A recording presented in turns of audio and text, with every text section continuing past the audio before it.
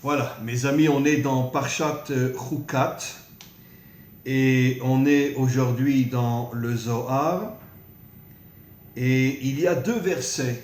Un qui dit Zot Chukat HaTorah Asher Tziva Hashem les morts. Zot Chukat HaTorah fait allusion à la vache rousse. Et il y a un autre verset qui dit Zot HaTorah Asher Sam Moshe Livne Bene Israël. Pardon, Vezot HaTorah, avec un Vav au début. Et le Zohar explique quelque chose d'extraordinaire. Que Zot, Zayin Aleph Tav, sans le Vav, fait allusion à la Malchut. Comme on va l'expliquer. Si on prend Zayin et Aleph, ça fait 8. Tav, 408. 408, 4 et 8, 12. Ça fait 120. Tu prends le 1 et le 2, ça fait 30. Et le 0, ça fait donc 30. Or, nos maîtres expliquent que la Malchut s'acquiert en 30 étapes. Alors maintenant, pourquoi la vache rousse, qu'on appelle en hébreu Para Adouma, pourquoi elle est comparée à la Malchut? Parce qu'en vérité, la Malchut, c'est le monde d'en bas. Et comme on le sait, à cause de la faute d'Adam et Ève, la mort est tombée dans le monde. C'est quoi la mort? La séparation entre l'âme et le corps. Après un certain temps, l'homme meurt, son âme remonte en haut, si c'est un homme propre. Si ce n'est un homme qui a énormément fauté, son âme descend dans ce qu'on appelle le Gehinnom, en français l'enfer. Elle est nettoyée, elle est purifiée, et le corps, lui, est enterré sous la terre. Et en vérité, la vache rousse, elle est en train de préparer, au moment de la délivrance finale, l'unité qui régnera entre l'âme et le corps, et ça sera une unité éternelle. Bien sûr, on meurt encore dans ce monde, mais il y a une sorte de première étape qui se fait de préparation à ce qui se passera au moment de la délivrance finale. Et c'est quoi la Malchut? C'est la Malchut de Dieu, la Malchut d'Hachem. Bien évidemment, au moment de la délivrance finale, tous les dirigeants de ce monde vont complètement disparaître parce que tous les dirigeants de ce monde ont voulu prendre ce monde pour se l'accaparer et bien sûr pour pouvoir dominer les peuples. Mais le Mashiach, lui, va redévoiler la Malchut d'Hachem dans ce monde. Il n'y aura que Dieu qui dirigera ce monde. Et à ce moment-là, tous les peuples vont se reprendre en main. Tous les peuples vont redevenir des peuples forts qui ne reconnaîtront que Dieu. Et ça sera le seul dirigeant de la terre. Et donc, en vérité, la Para Adouma, quand un homme, bien évidemment, a touché un mort, quand un homme a enterré quelqu'un de sa famille, automatiquement, il est clair qu'il va soit toucher le mort, soit toucher le cercueil, et il va recevoir en lui une forme d'impureté.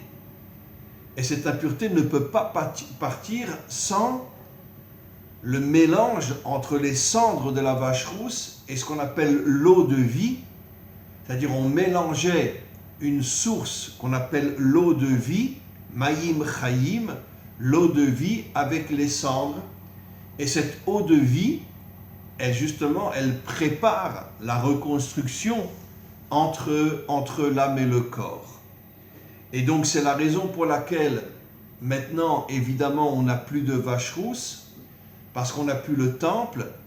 C'était seulement au moment du temple qu'on avait la vache rousse. Et donc cette vache rousse prépare, encore une fois, l'union future au moment de la délivrance finale entre l'âme et le corps. Maintenant, le deuxième verset dit « Vezot HaTorah ». Il y a un Vav. Le Vav, comme on le sait, s'appelle Vav Achibour, le Vav de l'unité. Zot, comme je l'ai expliqué, fait allusion à la Malchut. Et le Vav fait allusion à Tiferet. Tiferet qui est l'unité. Nos maîtres expliquent que le Vav fait allusion au soleil, c'est un code bien sûr, et le Zot fait allusion à la lune. Alors, en vérité, nos maîtres expliquent que le Vav, c'est Moshe, et la lune, c'est Yehoshua, l'élève de Moshe. Yehoshua représente la lune qui ne reçoit sa lumière que de Tiferet. Ça veut dire en vérité la lumière de la Malchut, c'est Tiferet. Qu'est-ce que cela signifie? Cela signifie qu'en vérité que toute la construction de ce monde, c'est pour, comme je l'ai expliqué déjà de nombreuses fois, mais c'est dans le Zohar, c'est pour amener l'unité dans ce monde. Et c'est quoi l'unité dans ce monde? Comme je l'ai souvent expliqué, tu n'es pas comme moi, mais tu es un homme bien, tu es un homme juste, un homme authentique, un homme pur. Et à ce moment-là, je peux m'unir à toi, même si on n'est pas forcément d'accord sur le plan religieux, sur le plan idéologique, etc. Pourquoi? Comme je l'ai expliqué de nombreuses fois, et comme le Zohar le dit, tu dois regarder l'homme et pas son idéologie et pas sa religion. Et si l'homme est un homme bien, tu t'unis à lui.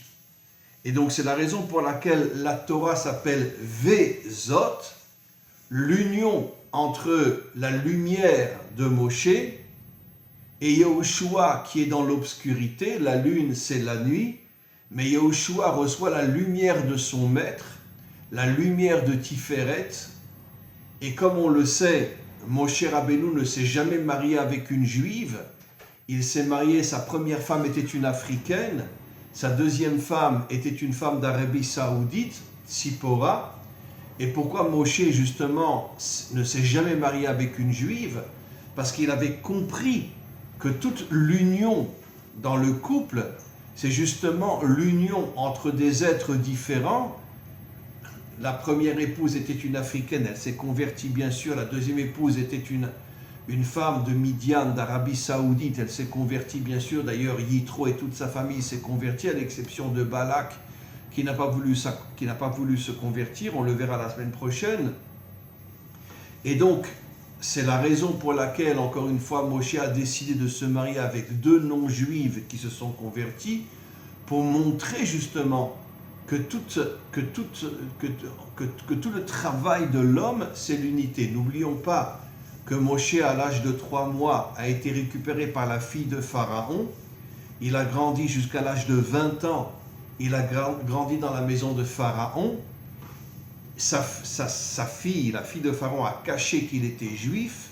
Malheureusement, quand il a tué un Égyptien, tous ses conseillers lui ont dit « Sache que cet homme-là est juif ». Et c'est pour ça qu'il a tué un Égyptien qui frappait un juif, un esclave juif.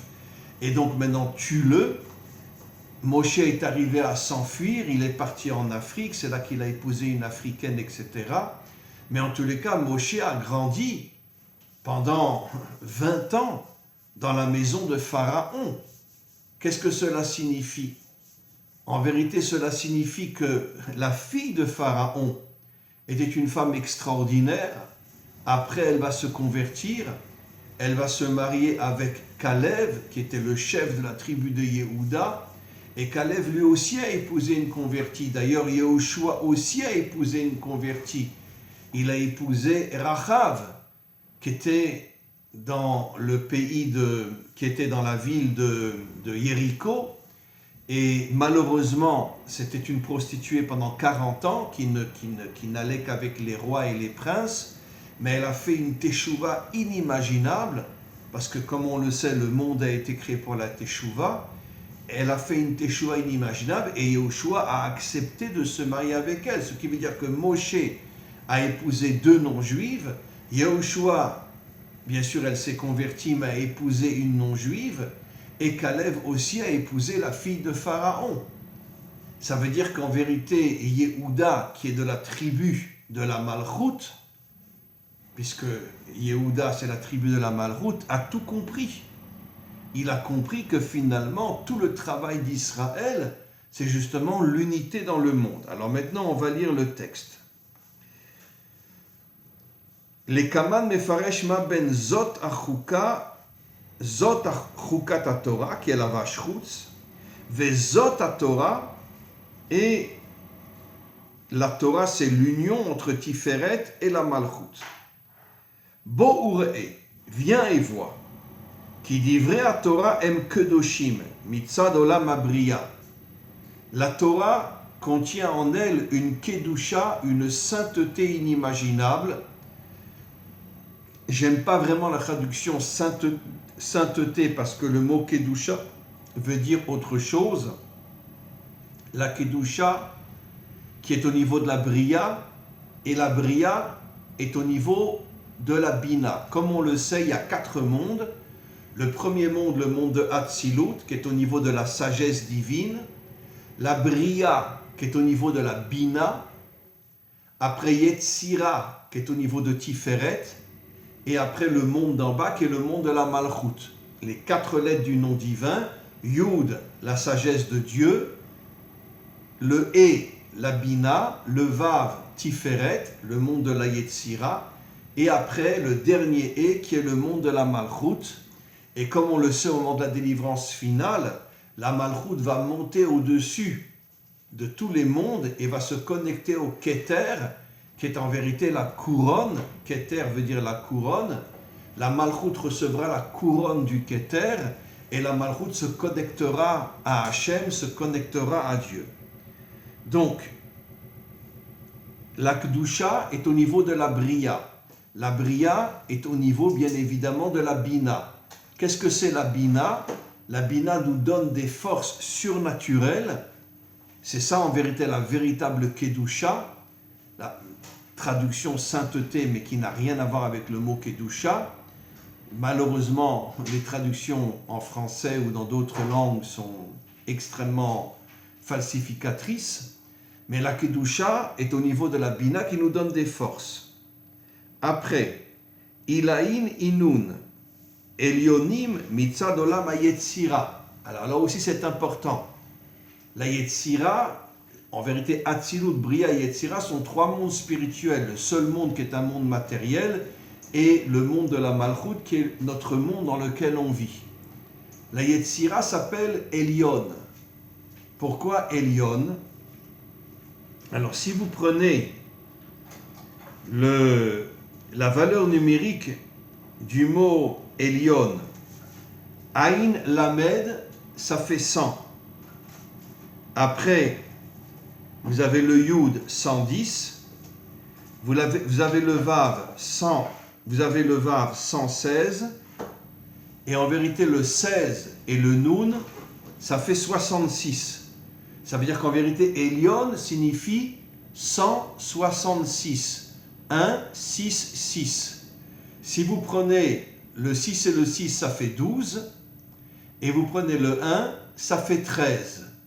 Et 13, c'est quoi? C'est à pleurer. C'est la valeur numérique du mot, l'unité, Echad en hébreu. Ça veut dire qu'en vérité, la Yetzira fait allusion à Tiferet, qui est le monde de l'unité. Après, Metikin Inun, Em Metukim Mitzad Olam Asiya. La Torah s'appelle Matok, ce qui veut dire en hébreu doux.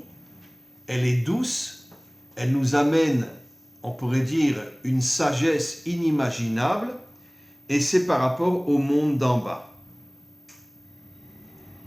Man deishtadel beoraita, celui qui étudie la Torah, keilu omed kol yom al har Sinai, c'est comme s'il se trouvait sur le mont Sinaï, ou mekabel et Torah, et c'est comme s'il recevait sur le mont Sinaï la Torah.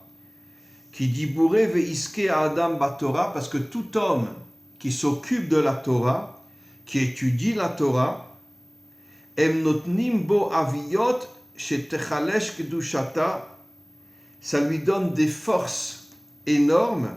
Les afilu ayom achar kama alafim shanim matan Torah, Ibekdushata kilu hayom nitna al Har Sinai. En vérité, tout homme qui étudie la Torah, c'est comme s'il était sur le Har Sinai et comme s'il recevait la Torah. Vesha'alu al ma shekatuv hayom hazeh niyeta le'am. Il y a un verset qui dit aujourd'hui, après la sortie d'Égypte, on est devenu un peuple au moment où on a reçu la Torah. Vechi oto hayom nitna Torah l'Israël, c'est le jour où la Torah a été donnée à Israël. Et donc, Elal et la Metra, c'est pour te faire comprendre, Shechaviva Torah alom dea, que tout celui qui étudie la Torah, Dieu l'aime.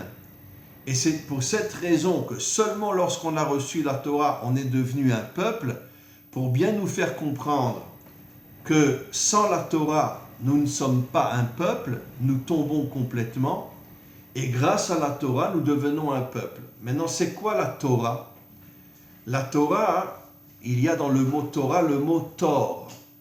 Tor, c'est un oiseau. L'oiseau est dans le monde d'en haut et aussi dans le monde d'en bas. C'est en vérité la connexion entre le monde, les mondes spirituels et le monde matériel. Et le dernier « et » fait allusion à la Malchut, qui va s'unir au Keter, comme je l'ai expliqué, qui va s'unir à la couronne.